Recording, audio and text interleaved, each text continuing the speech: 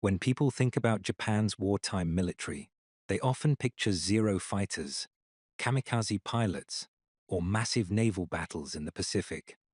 But there is another part of Japan's wartime system that remained hidden for decades. A secret world of laboratories, test sites, and research centers where scientists carried out biological and chemical experiments on a scale that most civilians in Japan did not even know existed. These were the biological and chemical warfare units. The most infamous was Unit 731.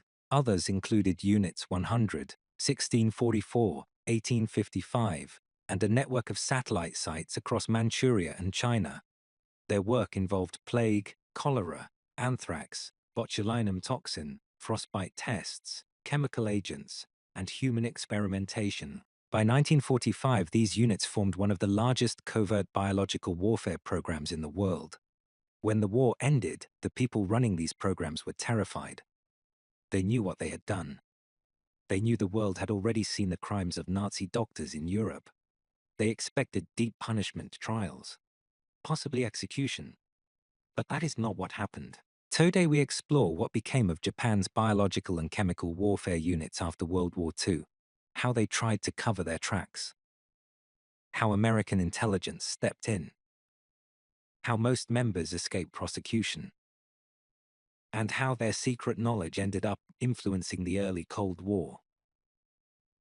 This is one of the most complicated and disturbing chapters in Japan's post-war story. When Japan surrendered, the biological warfare units were in Manchuria, Nanjing, and other occupied areas of China. Their bases were filled with pathogens, equipment, documents, and in some places prisoners. The moment surrender was announced, panic swept through the personnel. They had only days to erase evidence before Soviet or Chinese troops arrived. Commanders issued orders to destroy laboratories, burn research data, kill remaining prisoners, release or neutralize pathogens, demolish buildings, eliminate all traces of human experiments. At Unit 731's base in Pingfang, staff used gasoline to burn the top layers of the facility. They killed surviving prisoners to prevent testimony. They used explosives to collapse tunnels, chambers, and storage areas. Pathogen samples were buried, burned, or dumped. Then the soldiers and scientists put on civilian clothing and fled, hoping they could blend into the thousands of Japanese civilians trying to escape Manchuria. Many expected they would eventually be hunted down.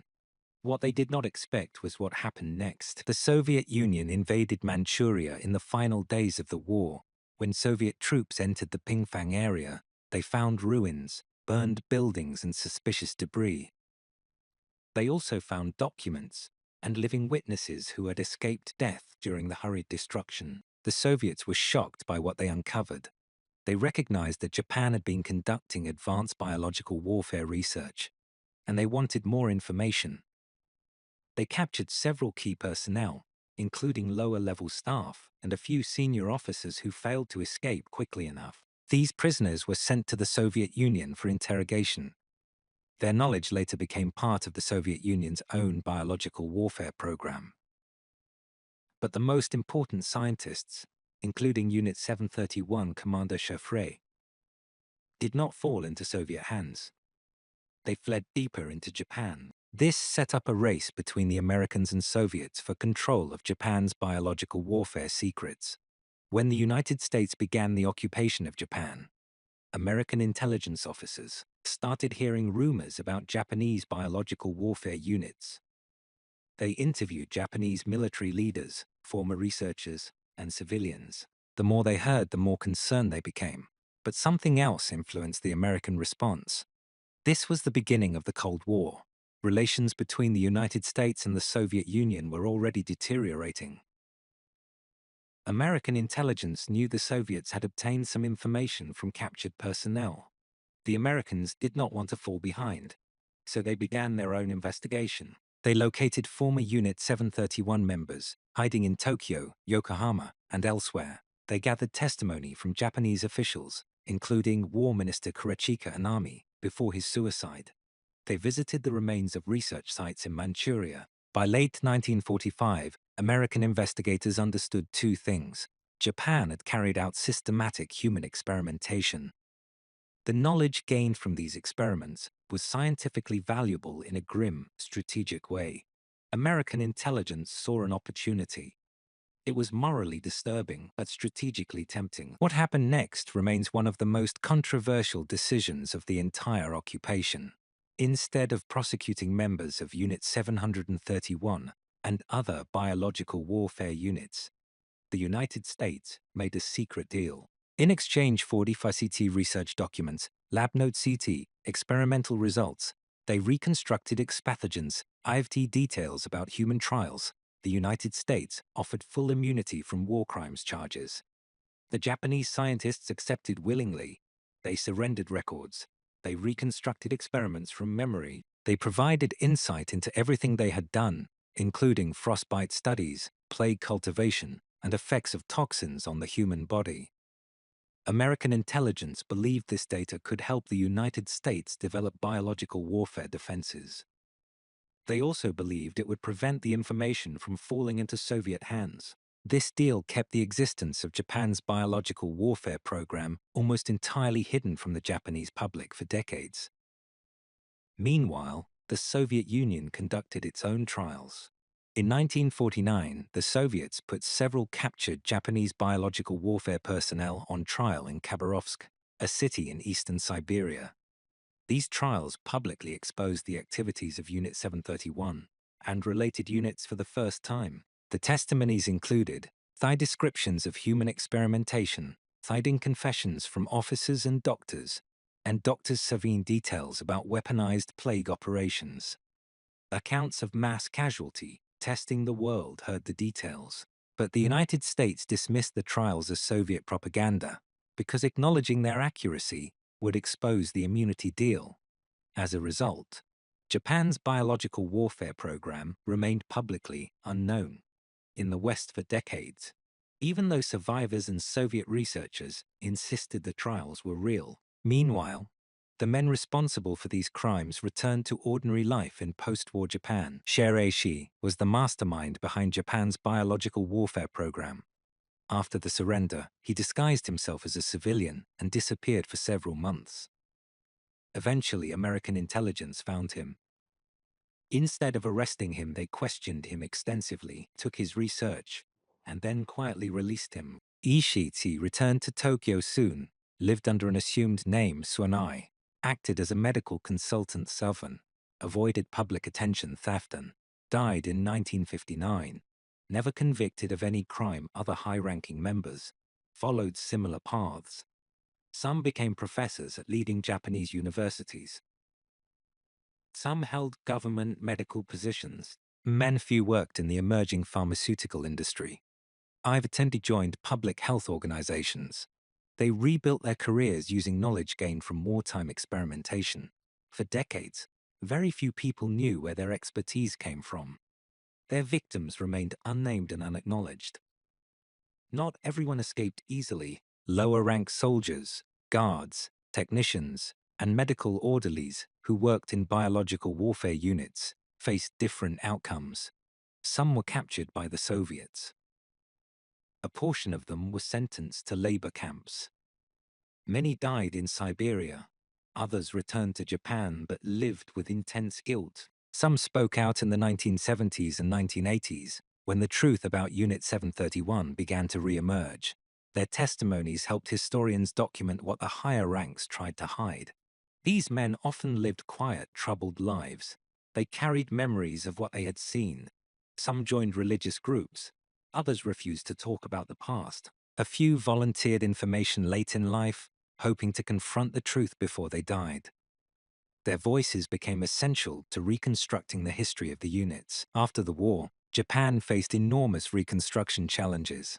The government focused on rebuilding the economy, stabilizing society, and adjusting to American-imposed reforms.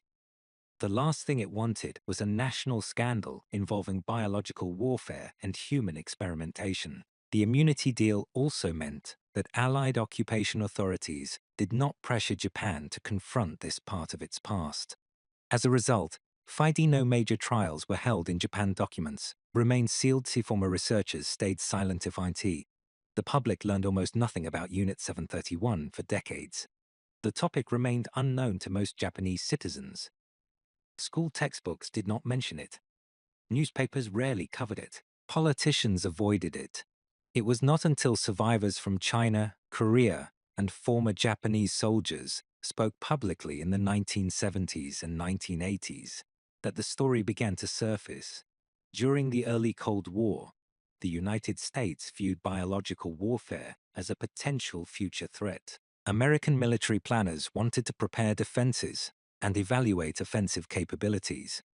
The data from Unit 731 offered something impossible to obtain ethically. It showed SIB-19, how pathogens affect humans, how quickly diseases spread, physiological responses to cold, dehydration, starvation, survival times, under various toxins, the limits of human endurance.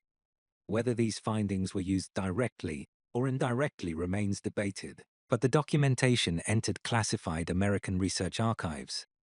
It likely influenced early biological warfare programs and medical countermeasure development. The moral cost of this decision haunts historians today. By the 1980s, the story was no longer hidden. Former unit members began to speak. Researchers published documents. Survivors from China and Korea filed lawsuits. Investigative journalists uncovered evidence that had been buried since 1945. A slow but steady shift began. Museums in China displayed recovered materials, so Japanese scholars published academic studies. Survivor testaments gained recognition. Courts acknowledged that human experimentation had taken place. Still, official acknowledgement from the Japanese government has remained limited. Lawsuits have been dismissed on technical grounds. Compensation has been inconsistent. The topic continues to spark political and cultural debates in Japan today. The legacy of these units remains one of Japan's most difficult post-war issues. Most physical structures used by the biological warfare units were destroyed at the end of the war. But some remnants survived. In China, parts of Unit 731's main complex still stand. Some underground sections escaped destruction. The site eventually became a museum and research center dedicated to documenting what happened. Other facilities in Manchuria, including Unit 100 near Changchun, left behind foundations, tunnels, and debris. Researchers continue to uncover biological materials and artifacts buried in the soil. In Japan, some laboratories were repurposed after the war. A few buildings remained in use for unrelated purposes, their original function unknown to local residents. These remnants act as physical reminders of a program that was once hidden behind the highest levels of secrecy. Many former unit scientists played influential roles in post-war Japan. Examples include Fusa the prestigious medical schools, founding presidents of pharmaceutical company, Sondi senior researchers in public health institutions. Friday leaders of medical associations. Their careers flourished because the immunity deal allowed them to build professional reputations without facing accountability. This raises a difficult moral questions. How much of Japan's post-war medical expertise came from wartime atrocities? It is a question Japanese scholars continue to examine. The victims of the biological warfare units were mostly Chinese civilians, prisoners of war, and political detainees. Many of their families never learned what happened to them. Chinese survivors who lived through plague outbreaks, chemical exposure, or field tests suffered long-term health problems. Many were unable to work or support their families. Some lost entire households to biological agents. Their suffering was ignored for decades. Today, memorials and museums in China and South Korea honor these victims. Japanese citizen groups have also created memorials and pushed for recognition inside Japan.